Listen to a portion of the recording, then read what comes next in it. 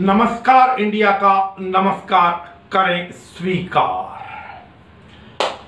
आज यद्यपि अनेकों स्थानों के ऊपर तुलसी विवाह का आयोजन किया गया। कुछ लोग एकादशी वाले दिन अर्थात कल कर चुके, कुछ लोग द्वादशी को भी करने की परंपरा है कुछ जगहों पर, खासतौर से वैष्णव संप्रदाय के लोगों को मैं तो उनको भी बहुत बहुत बहुत शुभकामनाएं तुलसी विवाह पूजन की।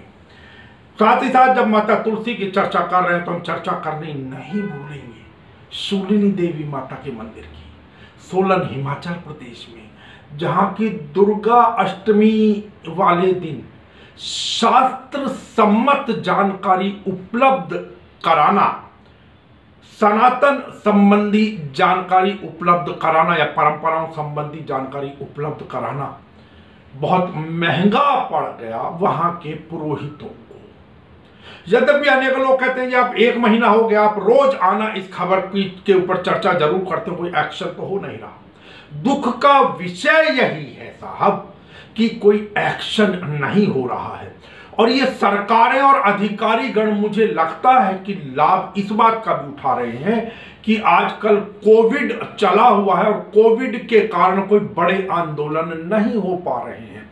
एक जगह से दूसरी जगह मूवमेंट बहुत कम है और इसीलिए हमने बारंबार कहा कि दिल्ली में जो प्रदूषण फैल रहा है अवैध फुटपाथों के ऊपर अवैध कब्जे के कारण, जिस प्रकार वहां की केजरीवाल सरकार, यद्यपि दूसरी एजेंसी भी आती है चाहे उसमें एनसीटी हो या दिल्ली पुलिस हो, ये बल्कि क्योंकि लेकिन वहां के जो मुखिया है वो केजरीवाल है, बेशक वो कहीं मेरे अंडर दिल्ली पुलिस नहीं है लेकिन कार्रवाई तो उनके पास है। जब वो उनके लोग अवैध रूप से भी लोगों से मास्क के नाम पर पैसा उगा सकते हैं तो फिर ये कब्जे से मुक्त क्यों नहीं करा सकते। तो हमने इसी प्रकार कहा था कि जिस प्रकार वो गांधारी बने हुए हैं केजरीवाल साहब, यदि अवैध कब्जों से मुक्त हो जाए फुटपाथ तो प्रदूषण की बहुत बड़ी समस्या का समाधान हो जाएगा साहब। लेकिन क्योंकि अवैध उगाही कहां से हो वो भी तो चाहिए और ये गोरख धंधा आपको भी पता नीचे से ऊपर तक चलता है। तो बात एक वो गांधारी बने हुए, उसी प्रकार जयराम ठाकुर सरकार और मुख्य रूप से क्योंकि मुखिया जयराम ठाकुर हैं वो भी बगुला भगत, और मैं बारंबार याद दिला दूं कि ब्राह्मण कल्याण बोर्ड भंग करने वाले बगला मुखी बने हुए हैं जयराम ठाकुर साहब, वो भी कोई एक्शन नहीं ले रहे हैं। और बाकी जितने संगठन है वो तो सब चापलूसी में मस्त है क्योंकि यहां पर हिंदू मुस्लिम जैसी बात तो कोई है ही नहीं। यहां तो क्योंकि एक तथाकथित हिंदू, और तथाकथित ही लगाऊं ना, एक हिंदू IAS अधिकारी महोदया ने, ऋतिका जिंदल जी ने हमारे शास्त्रों का अपमान किया, हमारे शास्त्रों परंपराओं का अपमान किया, हमारे सनातनी परंपराओं का अपमान किया, हमारे पुरोहितों का अपमान किया। और कलाकारी तो देखिए उनकी, जाके एक तरफा खबर भी प्लांट करा दी अखबारों में, और उस अखबार वाले को देखिए, अच्छा खासा नाम वाला अखबार, इस प्रकार की खबरें क्या है, पेड न्यूज कहलाती है साहब। अपना कोई ना कोई हित साधना होगा उन्होंने भी, और तो किसी ने नहीं चलाई ये चीजें। खैर चलिए, तो हम तो अपने फर्ज से नहीं हटेंगे, सीधी सी बात ये है। आप कुछ भी कहें इसके अंदर, एक ना एक दिन, कब तक ये कोविड साथ, किसी दिन तो मुक्ति मिलेगी। वो कहते हैं ना कि वो सुबह कभी तो आएगी, तो इंतजार करेंगे। गाना भी तो है कि हम इंतजार करेंगे तेरा कयामत तक, तो हम भी इंतजार करेंगे साहब कि देखते हैं, कहते हैं ना देखते हैं जोश कितना बाजुए कातिल में है। कीजिए ना आप जिहाद हमारे सनातन के साथ, कीजिए ना जिहाद आप हमारी शास्त्रोक्त परंपराओं के साथ, कीजिए ना जिहाद आप ब्राह्मणों के साथ, क्यों नहीं करते साहब। चलिए, निराश नहीं, बी पॉजिटिव। चलिए, अब इससे आगे जो सबसे ज्यादा चर्चा में छाया रहा आज पूरा दिन, हर जगह एक ही चर्चा, किसान आंदोलन, किसान आंदोलन, किसान आंदोलन। हमने कल भी दिखाया था जो पंजाब से किसान कूच कर रहे थे उनको किस प्रकार अंबाला बॉर्डर पर रोका गया। कुछ हरियाणा के ही किसान थे जो दिल्ली की तरफ कूच करना चाह रहे थे।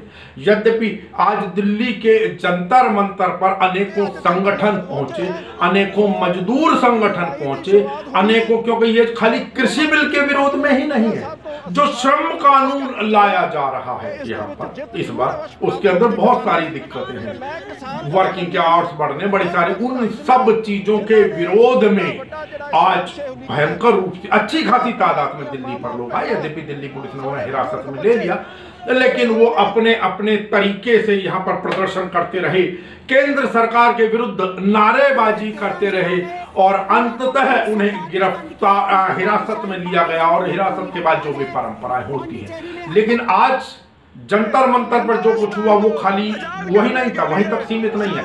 यद्यपि अब बताया जा रहा है कि दिल्ली पुलिस ने जो इतने भी संसद मार्ग या जंतर मंतर चौक की तरफ जाने वाले मार्ग हैं उनको बाधित कर दिया है या बाधित किया जा रहा है, अर्थात रोका जा रहा है ताकि लोग ना पहुंच पाए।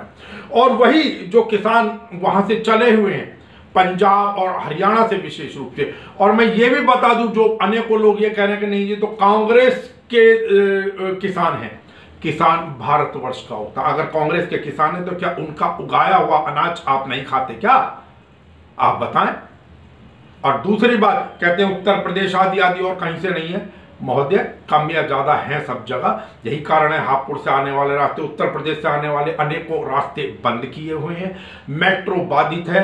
कल भी एनसीआर क्षेत्र से जहां से भी, चाहे गुड़गांव हो या नोएडा का एरिया या साहिबाबाद गाजियाबाद, वहां से मेट्रो नहीं चलेगी, सिर्फ दिल्ली क्षेत्र के अंदर अंदर चलेगी। और बता दूं जो भारतीय किसान यूनियन है, राकेश टिकैत साहब, मुजफ्फरनगर में कल उनका भी आंदोलन है और कहा जा रहा है कि जो दिल्ली देहरादून मार्ग है वो बाधित होगा कल, तो इसलिए घर से निकलने से पहले देख लें। अब क्योंकि दिक्कत तो होती है, आजकल शादी ब्याह का सीजन, और शादी ब्याह का सीजन होने के कारण परेशानियां तो हर जगह हैं। अब बात वही कि जो वहां से चले, जिस प्रकार की बाधाएं उत्पन्न की गई, जो एक शंभू बॉर्डर बोला जाता है, अंबाला के पास एक पुल बना हुआ है, उस पुल के ऊपर किसानों को रोका हुआ है। और देखिए ये तो ऊपर वाले की कृपा रही कि एक सुरक्षाकर्मी ने उनके पास जो आंसू गैस का गोला फेंकते हैं वो फेंका वहां पर। अगर ईश्वर ना करे किसी प्रकार की भागदौड़ मच जाती, कुछ होता तो कितनी कैजुअलिटीज होती, कितने लोग हताहत होते।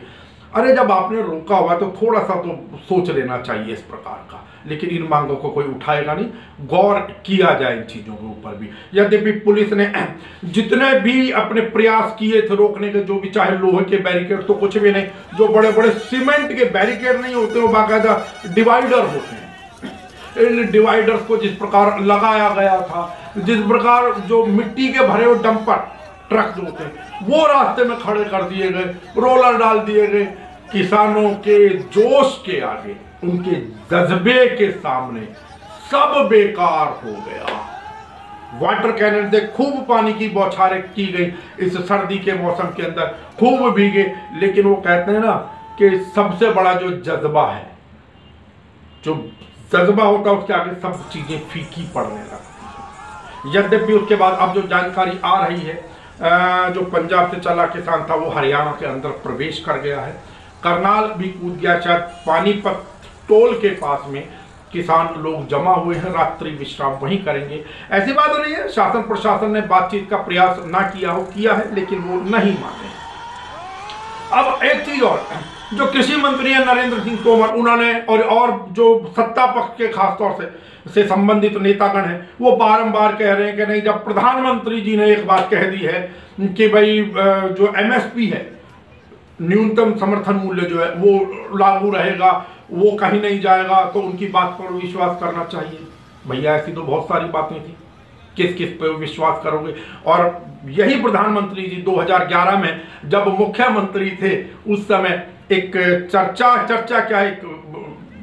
चर्चा कह लीजिए, एक विमर्श के दौरान उन्होंने मनमोहन सिंह जी से मांग की थी कि एमएसपी बने रहना चाहिए।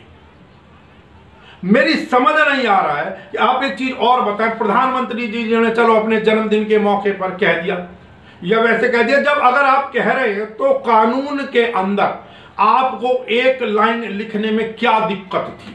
यद्यपि ये बिल भी आपको याद दिला दूं कि वोटिंग के थ्रू तो ये पास हुआ नहीं था, क्योंकि विपक्ष वॉकआउट कर दिया गया था, विपक्ष की अनुपस्थिति में इस बिल को पास किया गया था।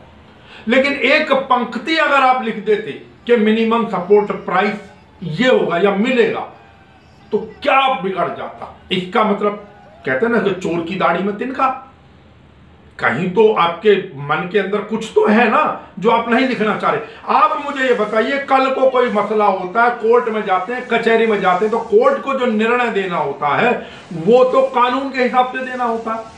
अब कानून में जब वो चीज लिखी ही नहीं है एमएसपी शब्द, तो किसान के पक्ष में वो निर्णय आएगा कहां से, मुझे ये बताइए। वह ये बोल नहीं होगा कि प्रधानमंत्री जी ने या फला नरेंद्र सिंह तोमर जी ने उन्होंने विश्वास दिलाया था, या खट्टर साहब ने भी ये कहा, हरियाणा के मुख्यमंत्री ने, कि नहीं भाई मैं राजनीति छोड़ दूंगा अगर ये एमएसपी नहीं मिला। भाई अगर आप दे रहे हो तो आप लिख दो ना, एक लाइन लिखने में दिक्कत क्या है।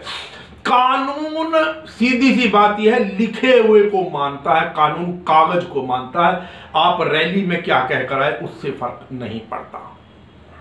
याद है ना सीए वाला मसला, रामलीला मैदान में प्रधानमंत्री जी ने कुछ कहा, सदन के अंदर गृह मंत्री जी ने कुछ कहा। अब किसकी बातों को माने? ऐसे तो अनेकों वादे किए गए और किए जाते रहे, लेकिन कानून की शक्ल तो नहीं दी ना वो। यदि अरे, और उससे भी बड़ी चीज, खाली एमएसपी नहीं, जो कॉन्ट्रैक्ट फार्मिंग वाला मसला जो है, मतलब कहीं ना कहीं हमारी खेती को भी, हमारी जमीनों को भी आप बड़े बड़े जो कुछ 10-5 रईस ज्यादा हैं इस देश के, उनके यहाँ गिरवी रखवा देना चाहते, सारी जिंदगी की फिर से वही गुलामी प्रथा जो पहले हुआ करती थी, वही आप सामंती प्रथा, गुलामी प्रथा, वही लाना चाह रहे हैं ना। कहीं श्रम कानूनों के अंदर जिस प्रकार की बारीक कमियां आप लालच में जो की गई हैं, उनके नुकसान भविष्य में पता पड़ेंगे। बंधक बने जाएंगे साहब मजदूर। कैसे? अरे आपको इतना विश्वास आप दिला रहे हैं, आप इतना रैलियों में कह रहे हैं, तो बना दीजिए साहब। और दूसरी चीज, अब आप कह रहे हैं, चाहते क्या, किसान आए, उग्र होंगे, कहीं आपस में झगड़ा फसाद भी होगा, हल्का मोटा लाठीचार्ज भी हो सकता है। आप यही दिखाना चाहते हैं कि देखिए हिंसक हो गए किसान, और इसके पीछे विपक्षी दल जो थे वो जिम्मेदार हैं, उनके भड़काए हुए हैं, यही आप दर्शाना चाहते हैं। महोदय चलिए कोई बात नहीं आने दो किसानों को, आप वहां चले जाइए ना, क्या दिक्कत है।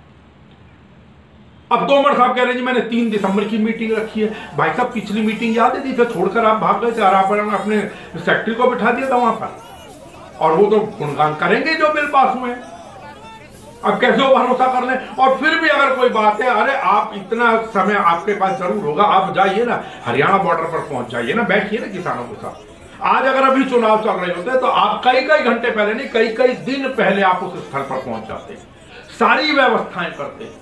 अब क्या आपके पास घंटा 2 घंटा भी नहीं है किसानों से बात करने के लिए? और अगर खाली जिद है, उसी प्रकार जैसे कि सीए वाला मसला हुआ था, जो दिल्ली के अंदर बैठे हुए थे लोग, आप सारी दुनिया के अंदर प्रचार कर गए दिल्ली चुनाव के अंदर, गृह मंत्री जी और बाकी लोग, वहां बातचीत नहीं की जाकर, वो सिर्फ आपसे एक शब्द ही तो सुनना चाह रहे हैं ना।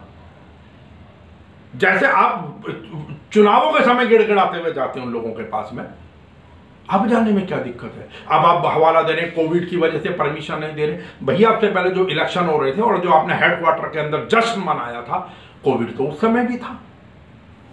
और अगर आपको कोविड की इतनी ही चिंता है तो चले जाइए वहां पर, सब अपने अपने घरों को लौट जाएंगे। आपसे आश्वासन जो भी आप आश्वासन दीजिए, बात कर लीजिए। भाई साहब हम प्रजातंत्र में जी रहे हैं, हम किसी फौजी राज के अंदर नहीं जी रहे हैं। हाँ, हमारे यहाँ कोई चाउसेस्कू का राज नहीं है, कोई सद्दाम हुसैन या तालिबानी राज नहीं है। प्रजातांत्रिक व्यवस्था में जैसे आप वोट मांगने जाते हैं तो आप तो जनता के प्रतिनिधि है ना, तो प्रतिनिधि अगर जनता के हैं तो आइए और बात कीजिए। यहां प्रश्न किसी बीजेपी कांग्रेस का नहीं है। और अगर आप कहते भी हैं कि भाई कांग्रेस या किसी और ने भड़काया हुआ है, तो चाल को फेल कर देना जाकर, दिक्कत क्या है? जाना चाहिए। यहां पर जितनी हम चर्चा कर रहे हैं इसका कोई ये मतलब नहीं है कि हम कोई बीजेपी या सरकार का विरोध कर रहे हैं ना, तो वो उन चर्चाओं पर चर्चा कर रहे हैं जो आप सारे दिन चर्चाएं तैर रही थी। अब लेकिन अगर वही बात है कि आप सत्ता के मद में चूर हैं, अगर आप सबको ये लग चुका है कि नहीं भाई हम तो एक जो है व्यूअरशिप तैयार कर चुके हैं हिंदू मुस्लिम वाली, और हमें जब मौका मिलेगा, जब चुनाव का समय आएगा, हम हिंदू मुस्लिम और भारत पाकिस्तान करके चुनाव हम जीत लेंगे, क्योंकि आज का आदमी ने कर भी यही रखा है। उधर ओवैसी जी ने चैलेंज दे दिया ये आगामी चुनाव में देखते हैं आप कितने सीटें निकाल पाते हैं वहां से। बस यही चैलेंज, जनता को ऐसे पीसते रहिए। सोचिए, और मेरा निवेदन हमारी व्यूअर्स से भी, हमारी जनता से भी है कि कृपया करके इन चर्चाओं को, क्योंकि बहुत जल्दी बहुत सारे लोग जो हैं वो बहुत जल्दी कोई कई 2-3 चैनल्स को गाली देने लगते हैं, अरे ये तो उनका, ये तो उनका। और सबसे ज्यादा जो टारगेट पर होते हैं, जो आपको भी पता, रवीश कुमार। क्या रवीश कुमार गलत कहते हैं? क्या हम गलत कह रहे हैं इस बात को? क्या कोई दिक्कत है कि आप बजाय वहां से कि 1000, 2000, 10,000, लाख आदमी आ रहा है, एक व्यक्ति और उसके साथ 10-5 लोगों का अमला जाकर बात करने, बात खत्म। तेल का भी खर्चा खत्म, पर्यावरण की समस्या भी दूर, कोरोना का भी डर खत्म, सारी की सारी चीजें समाप्त। और उससे बड़ी चीज कह दीजिए, अध्यादेश ला दीजिए कि भाई ठीक है हम MSP जोड़ देंगे, बात खत्म हो गई ना। बचा ही क्या है उसके बाद? नहीं करना साहब। यही तो हम चाहते हैं कि अशांति फैले, लोग आए, उग्रता हो, चर्चाएं बढ़ गए, इधर उधर लोग भड़कें, और उसके बाद जो कुछ होगा फिर उसको राजनीति के अनुसार भुनाया जाए। तो साथियों, ये जिम्मेदारी मेरी और आपकी है। समझना मुझे और आपको है कि हम इन राजनीतिक दलों के बहकावे में ना आए तो अच्छा है।